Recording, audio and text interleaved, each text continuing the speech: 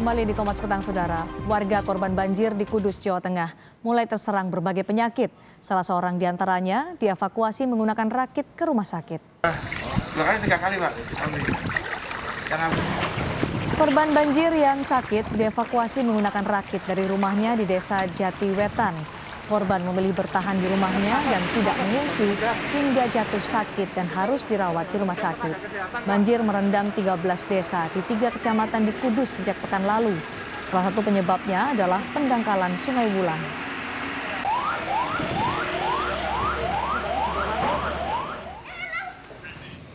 Arus lalu lintas di jalur Pantura Kudus juga masih tersendat akibat banjir. Di depan terminal Induk Jati Tanggul Angin, polisi memberlakukan sistem satu arah. BPBD Kabupaten Kudus mencatat 13 desa di 3 kecamatan sampai sekarang masih terendam banjir.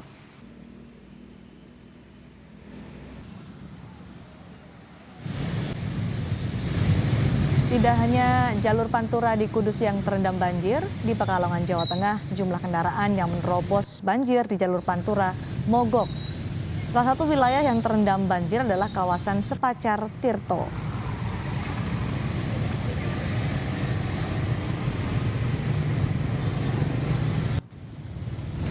Hujan semalam, ya, di mana untuk lokasi ini memang ketinggian air ya sekitar antara 20 sampai 25. Dan untuk anggota juga sudah melaksanakan pengaturan dan membantu kendaraan-kendaraan yang mogok untuk tetap jalan.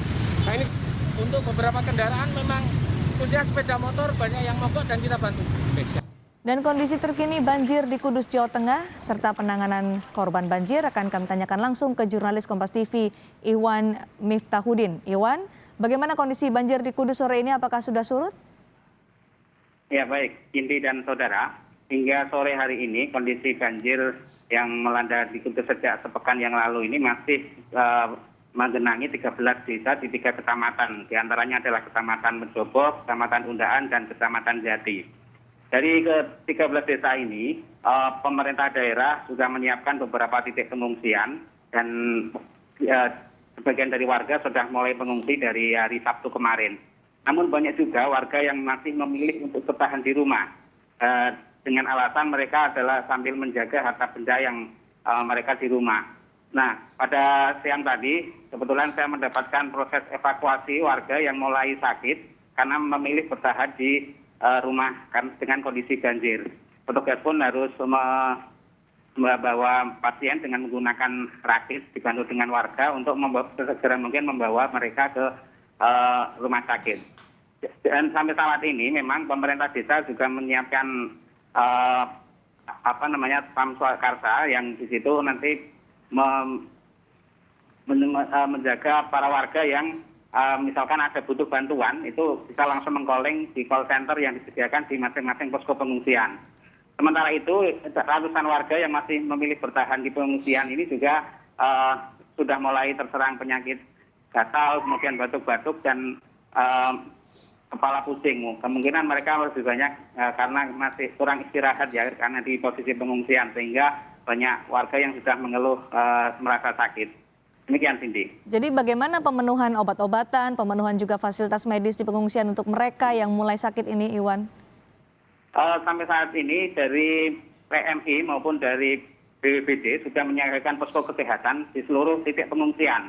Selain itu juga menyiapkan mobil atau alat transportasi untuk menjemput bagi para warga yang mulai sakit di rumahnya yang tergenang banjir. Jadi untuk akses mengevakuasi pasien ini dilaksanakan 24 jam siap untuk mengevakuasi warga kapanpun. Untuk persediaan obat sendiri sampai sejauh ini masih mencukupi dan dari PMI selalu bersiaga untuk mengatasi keluhan-keluhan warga. Demikian, Cindy.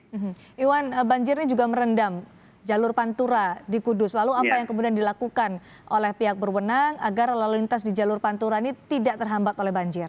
Ya, memang genangan yang masih terjadi ini ada di satu titik, Cindy, yaitu di tempat terminal Induk Jati Kudus.